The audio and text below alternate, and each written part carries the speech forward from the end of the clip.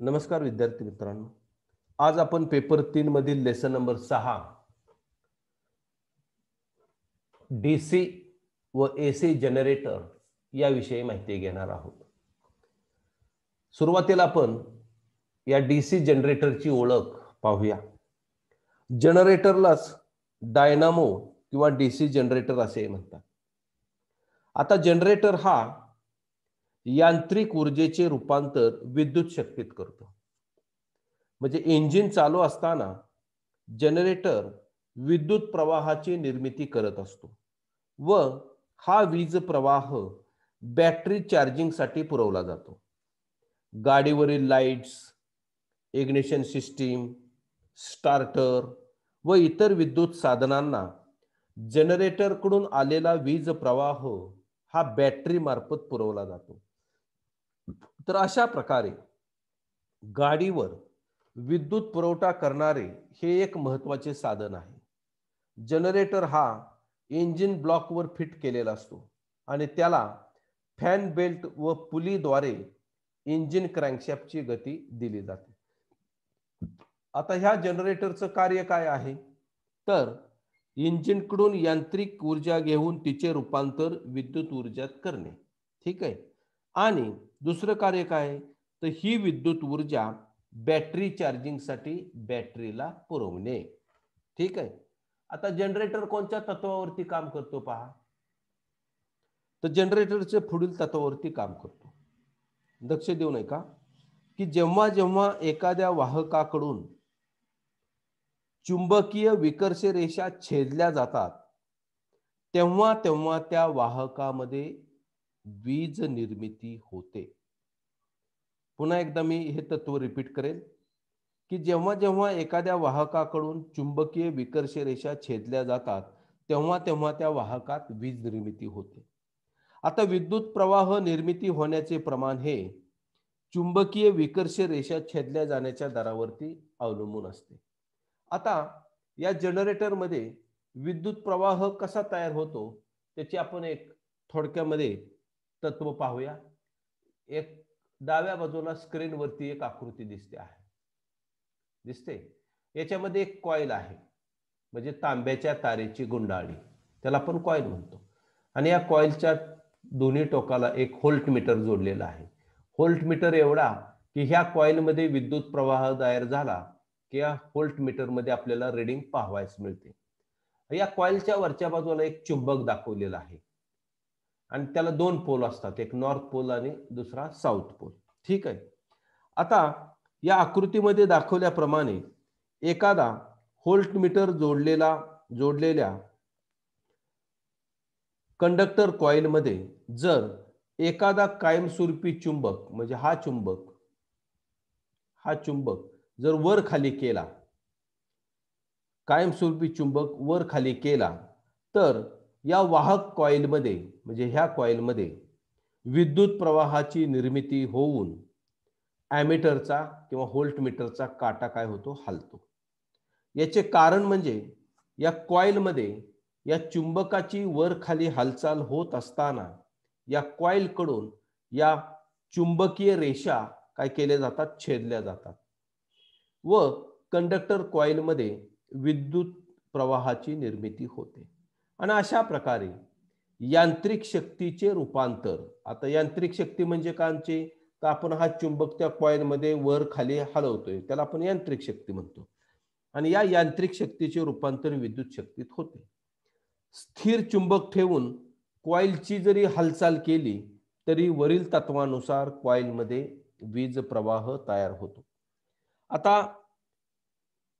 आपल्याला एक गोष्ट लक्षामध्ये येईल की वीज प्रवाह तयार होण्यासाठी आपल्याला तीन गोष्टींची आवश्यकता भासते.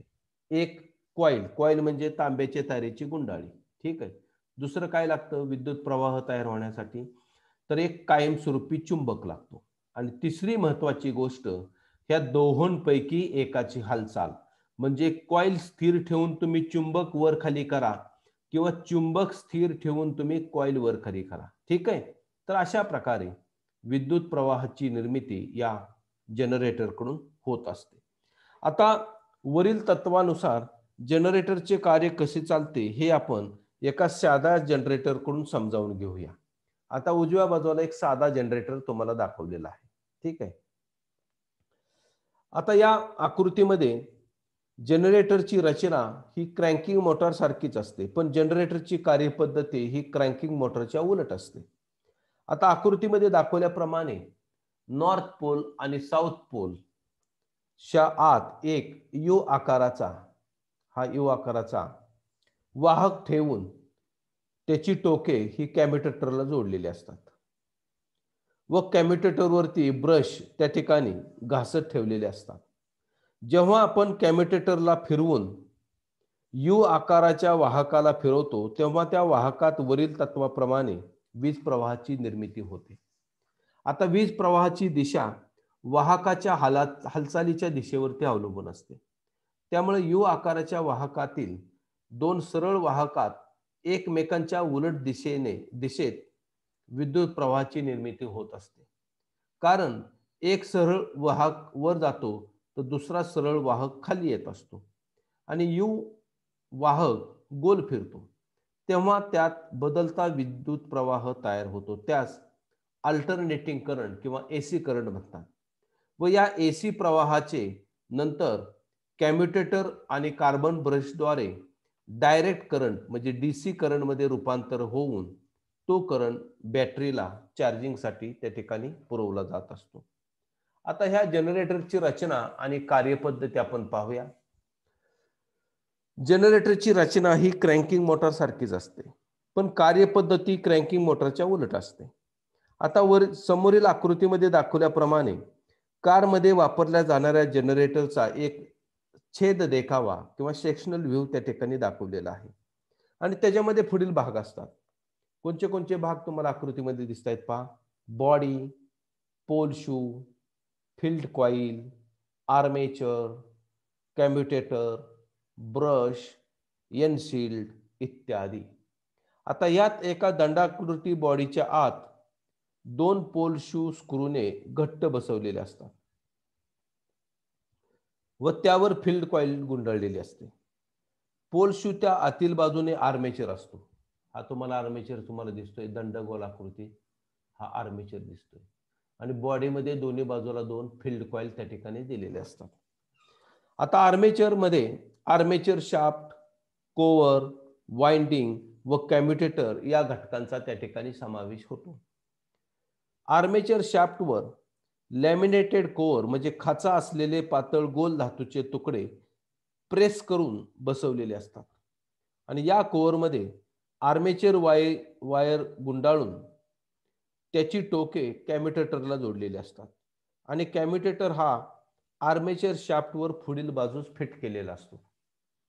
आता आर्मेचर शाफ्ट हा फिरवण्यासाठी एनशील्ड मधील बेरिंगवर तो आधारलेला असतो आणि आर्मेचर शाफ्टला इंजिनची गती त्या ठिकाणी देण्यासाठी त्याच्या समोरील बाजूला त्या ठिकाणी टोकावर फॅन आणि पुली बसवलेली असते. कॅम्युटेटरवर कार्बन ब्रश घासत राहतील. हे कार्बन ब्रश दिसत आहेत तुम्हाला दोन्ही बाजूला. अशा रीतीने ते ब्रश होल्डर मध्ये बसवलेले असतात. आर्मेचर वाइंडिंग ही फील्ड वाइंडिंगशी समांतर पद्धतीने जोडलेली असते. आता कार्य कसं होतं पहा की जेव्हा इंजिन कडून हा आर्मेचर फिरवला जातो गोल आकाराचा तेव्हा त्यावरील आर्मेचर वाइंडिंग कडून पोल शू मधील चुंबकीय रेषा त्या ठिकाणी छेदल्या जातात आणि त्यामध्ये विद्युत प्रवाह तयार होतो व हा वीज प्रवाह या कॅम्युटेटर आणि कार्बन ब्रश मार्फत बाहेरील लोडला दिला जातो. तयार होणाऱ्या वीज प्रवाहापैकी काही वीज प्रवाह या फील्ड कॉईलला पण दिला जातो आणि त्यामुळं या पोल शू मधील चुंबकीय क्षेत्र वाढून वीज निर्मितीचे प्रमाणही वाढते. आर्मेचर वाइंडिंग मध्ये निर्माण होणारा वीज प्रवाह हा एसी असतो, परंतु या कॅम्युटेटर आणि या कार्बन ब्रश द्वारा त्याचे डीसी मध्ये रूपांतर होऊन तो बाहेरील लोडला म्हणजे बॅटरीला त्या ठिकाणी पुरवला जातो. त्यानंतर आपण जनरेटर रेग्युलेशन किंवा कंट्रोल याविषयी माहिती घेणार आहोत. आता मोटार गाडीवरील बॅटरी ही कायम फुल चार्ज अवस्थेत राहून जास्तीत जास्त कार्यक्षम राहावी यासाठी मोटार गाडीवर जनरेटरची रचना केलेली असते. जनरेटरला इंजिन क्रँकशाफ्ट कडून गती दिली जाते, परंतु इंजिन हे कमी जास्त स्पीडने फिरत असल्याने जनरेटर ही कमी जास्त प्रमाणात वीज निर्मिती करत असतो. पण जेव्हा जनरेटर जास्त गतीने फिरवला जाऊन जास्त प्रमाणामध्ये करंट निर्माण करतो, तेव्हा तो जास्त करंट बॅटरीला पुरवला गेल्याने बॅटरी गरम होऊन जळण्याची शक्यता असते किंवा भीती असते. याउलट जनरेटर जर कमी स्पीडने फिरत असेल तर जनरेटरमध्ये सुद्धा कमी प्रमाणात करंट तयार होईल व बॅटरीचाच करंट जनरेटरकडे उलट दिशेने वाहून बॅटरी डिस्चार्ज होईल. आणि म्हणून हे सर्व दोष टाळण्यासाठी इंजिनच्या कोणत्याही स्पीडमध्ये जनरेटर अथवा बॅटरी यांच्या कार्यक्षमतेवरती परिणाम होऊ नये म्हणून रेग्युलेटरची रचना केलेली असते. आता ह्या रेग्युलेटरचा उद्देश काय पहा. इंजिन चालू असताना जनरेटरकडून बॅटरीकडे विजेचा पुरवठा होत असतो. आता बॅटरीच्या प्रत्येक सेलचे व्होल्टेज हे साधारणपणे 1.6 व्होल्ट ते 2.2 व्होल्ट पर्यंत असू शकते. तेव्हा या परिस्थितीशी जुळेल इतक्या दाबाचा प्रवाह जनरेटरकडून बॅटरीकडे गेला पाहिजे. आता बॅटरीचा दाब कमी झाला असता जनरेटरकडून अतिशय वेगाने विद्युत पुरवठा होता कामा नये. तसेच बॅटरी पूर्ण चार्ज झाली म्हणजे जनरेटरकडून येणारा पुरवठा हा बंद झाला पाहिजे. ज्यावेळी इंजिन बंद स्थितीत असेल किंवा ॲडलिंग वेगात जनरेटर, ॲडलिंग म्हणजे कमी वेगामध्ये जनरेटर आउटपुट देत नसेल, त्यावेळेस बॅटरीकडून जनरेटरकडे उलटा प्रवाह वाहून वाया जाऊ नये म्हणून त्यामधील सर्किट तोडणे आवश्यक आहे व गाडी सुरू झाल्याबरोबर हे सर्व उद्देश साध्य करण्यासाठी या चार्जिंग सिस्टीम मध्ये रेग्युलेटरची रचना केलेली असते. आता जनरेटरच्या रेग्युलेशनचे पद्धती दोन आहेत. जनरेटरचे आउटपुट नियंत्रण करण्याच्या दोन पद्धती, एक एक्सटर्नल आउटपुट कंट्रोल आणि दुसरं थर्ड ब्रश रेग्युलेशन पद्धत. पहिल्यांदा आपण एक्सटर्नल आउटपुट कंट्रोलची माहिती घेऊया. आता यामध्ये जनरेटर फील्ड सर्किटमध्ये रेजिस्टन्स जोडून जनरेटरचे आउटपुट नियंत्रित केले जाते. आता फील्ड सर्किटमध्ये रेजिस्टन्स किंवा रोध जोडण्याच्या दोन पद्धती आहेत. एक एक्सटर्नली ग्राउंड फील्ड आणि दुसरं इंटरनली ग्राउंड फील्ड. आता एक्सटर्नली ग्राउंड फील्ड यामध्ये रेजिस्टन्स किंवा रोध हा अर्थ व फील्ड कॉइल यांच्यामध्ये जोडलेला असतो. याला बाह्य जोडणी पद्धत असं म्हणतात. ही आकृती तुम्हाला डाव्या साईडला दिसते. म्हणजे हा जो रेजिस्टन्स आहे हा अर्थिंग मध्ये आणि फील्ड कॉइलच्या मध्ये हा रेजिस्टन्स जोडलेला आहे. ठीक आहे. आणि इंटरनली ग्राउंड पद्धतीमध्ये म्हणजे उजव्या बाजूच्या आकृतीमध्ये यामध्ये फील्ड कॉइल हे जनरेटर मध्ये ग्राउंड ब्रशला अर्थ केलेले असते. हे ग्राउंड ब्रश आहे, त्याला ते अर्थ केलेलं आहे. ठीक आहे. म्हणून याला हा रेजिस्टन्स जे आहे, इथून तुम्हाला वायर दिसते आहे इथपर्यंत, तर ही ग्राउंड ब्रशला अर्थ केलेले असते आणि रोध हा सुरक्षित ब्रशला जोडला जातो म्हणून ह्याला अंतर्गत जोडणी पद्धत असे म्हणतात. आणि पुढचे जे आहे ती थर्ड ब्रश आउटपुट कंट्रोल. याच्यामध्ये जनरेटर आउटपुटवर नियंत्रण ठेवण्यासाठी दोन प्रमुख कार्बन ब्रश व्यतिरिक्त एका तिसऱ्या कार्बन ब्रशची रचना केलेली असते. हा तिसरा कार्बन ब्रश दोन ब्रशच्या मध्ये बसवलेला असून फील्ड कॉइलच्या एका टोकाशी जोडलेला असतो. फील्ड कॉइलचे दुसरे टोक जनरेटरच्या एक एफ टर्मिनलशी जोडलेले असते. जनरेटर आर्मेचर हा जास्त गतीने चुंबकीय क्षेत्रात फिरत असताना आर्मेचर रिॲक्शनमुळे चुंबकीय शक्ती ही आर्मेचरच्या काही भागात वीक म्हणजे कमकुवत असेल तर असते, तर काही भागात ती शक्तिशाली असते. आणि तिसरा ब्रश हा चुंबकीय शक्ती कमी असलेल्या भागावर म्हणजे मुख्य ब्रशपासून दूर बसवलेला असल्यामुळं फील्ड कॉइलला होणारा विद्युत पुरवठा कमी होतो व जनरेटरचे आउटपुट कमी होते.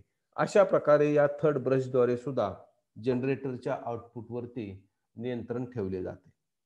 आता पुढं आपण या जनरेटर रेग्युलेशनच्या या पद्धतीमध्ये बदलत्या चार्जिंग स्थितीनुसार चार्जिंगचे दर कमी जास्त करण्याची व्यवस्था नसल्यामुळं ही जी पद्धत आहे आधुनिक गाड्यांवरती वापरली जात नाही.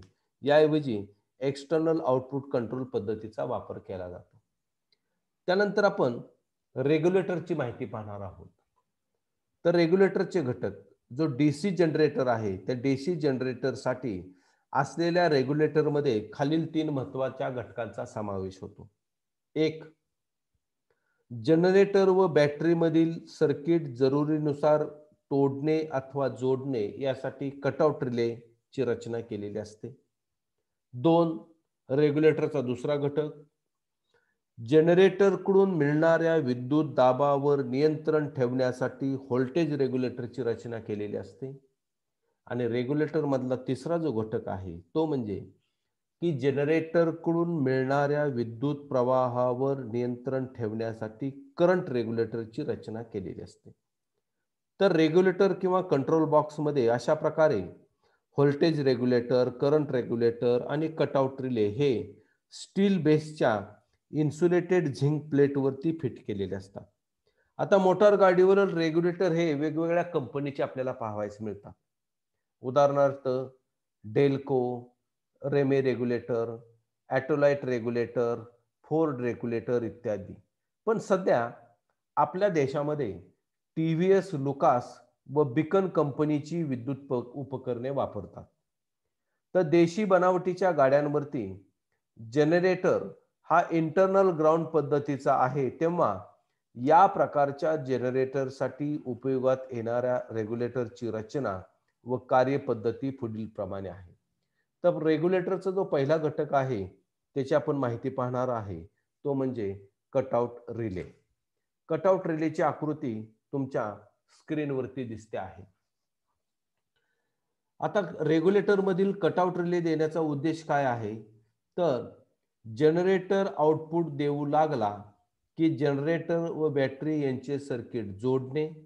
या उलट इंजिन आयडलिंग स्पीड मध्ये असताना किंवा बंद असताना जनरेटरकडून आउटपुट मिळत नसते, परंतु बॅटरी चार्ज स्थितीत असल्याने बॅटरीकडून जनरेटरकडे विद्युत प्रवाह वाहून बॅटरी डिस्चार्ज होण्याचा धोका असतो. अशा वेळी बॅटरी व जनरेटर यांचे सर्किट तोडण्याचे काम या कटआउट रिले या घटकाकडून होत असते.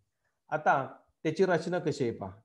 यामध्ये एका धातूच्या कोअरवर म्हणजे सळईवर, ही सळई तुम्हाला दिसते कोअर, बरोबर, फाईन इन्सुलेटेड कॉपर वायरच्या 2 प्रकारच्या कॉईल असतात.